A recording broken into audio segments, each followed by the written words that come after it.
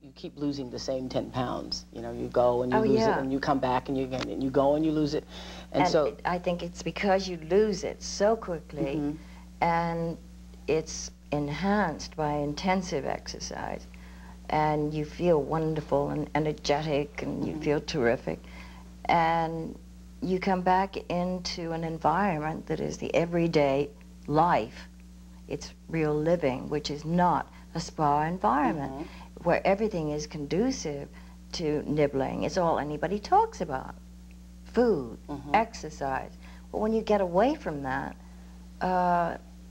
life takes on the real, true meaning, which is all these blockades, like commercials with ice cream and hot fudge and fried chicken, and, you know, just like you can't get away from it. You can't walk through a hotel lobby without smelling food. There's no place you can go without seeing restaurants.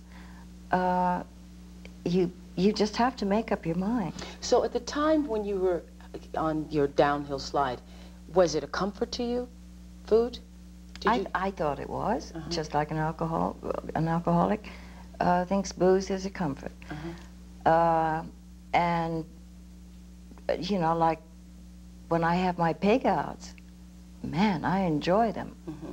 But you still do. I don't. You still do pig out. Oh, yeah, I allow that in my book. I know.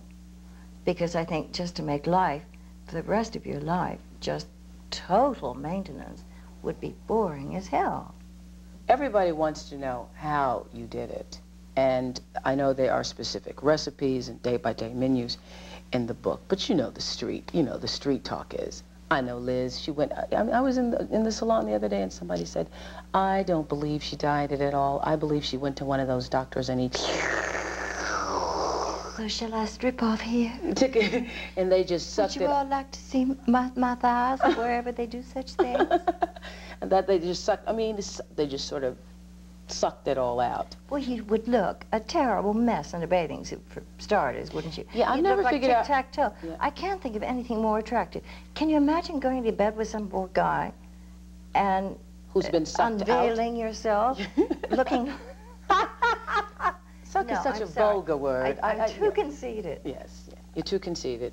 Yeah, I'm too vain. Did you never think of it, though? I mean, for goodness sakes, it is certainly... I have more discipline than that, for God's sake. Really? No. I'd rather just keep my body the way it is, but do it naturally.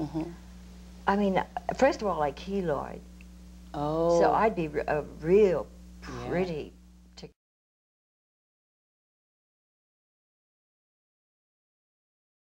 Everyone has to be, as they read the book, impressed with the fortitude to say no. What child would have the nerve to say no to the Hollywood establishment? Did you get that from your mom or your dad? Where'd this independent security come from?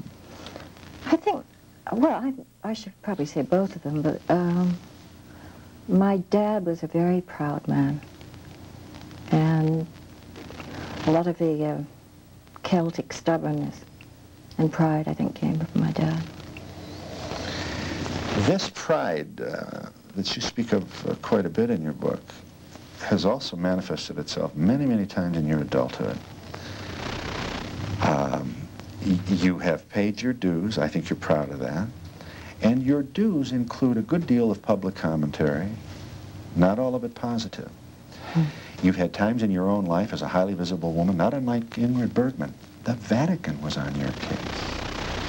The papacy. You never hid.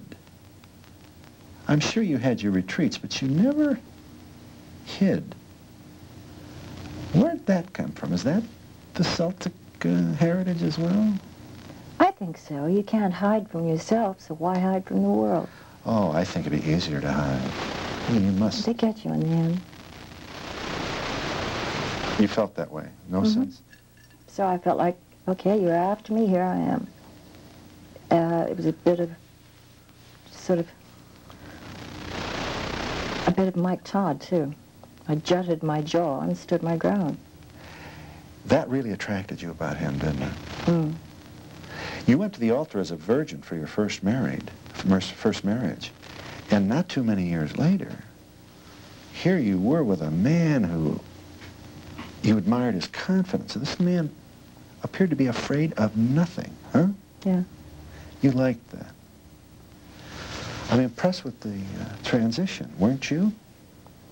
From being somebody that everybody wanted you to be to deciding that you liked this kind of swaggering lifestyle. It probably was the beginning of a kind of a typical behavior to go from a weak man to a strong man, go to a weak man to a strong man. I've done that a couple of times in my life. I assume you've gone the reverse as well, from a strong man to a weak man? Yeah. How do you explain that? I don't know. That's difficult for me now to explain, because I know that a weak man doesn't belong in my life. I need a strong man.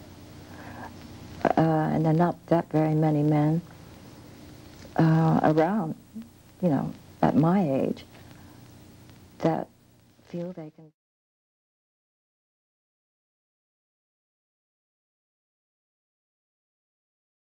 stamps myself. So there's no overhead at all. And it's the only organization I know of that has no overhead. Right. So when I write out a check, it's hard cash. And you still will stay involved in the other organizations like AMFAR? Oh, very much so. Yeah. And especially internationally, because it's become such a global threat. And I think what you're doing with Magic Johnson is wonderful. Yeah, and you know, I got involved in AMFAR because of you. I mean, I said, I'm sure I can trust this organization because they told me about your involvement with them. And I think that's the problem sometimes, finding out what organizations are legit and who will get the job done. And to make sure their overhead isn't too much. And there's so many things. And, you know, the legit organizations that do exist should really try and work together harder and more, because we're all working for the same thing, and there shouldn't be any jealousy or any rivalry. We're all, you, me, everyone is working for the same aim.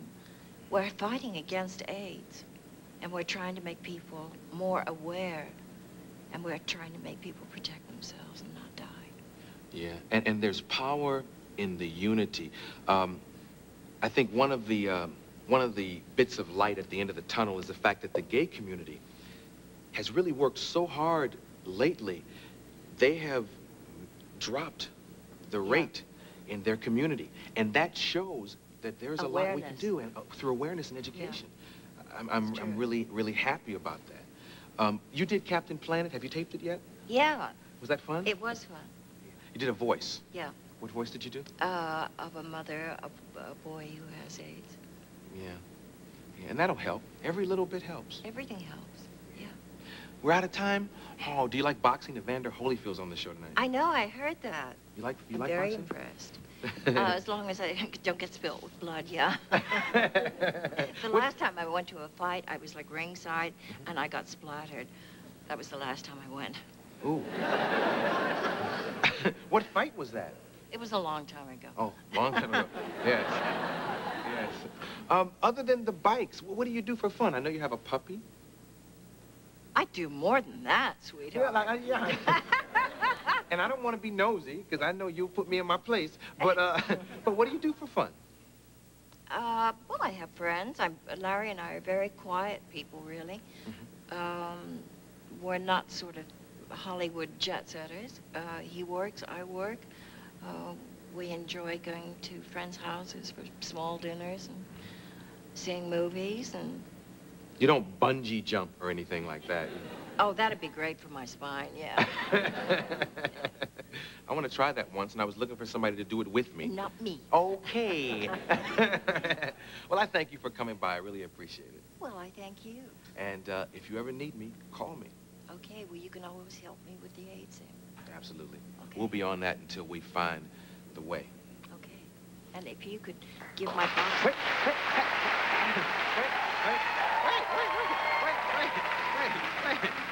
See, that's Taylor Love. See, they won't even let you finish.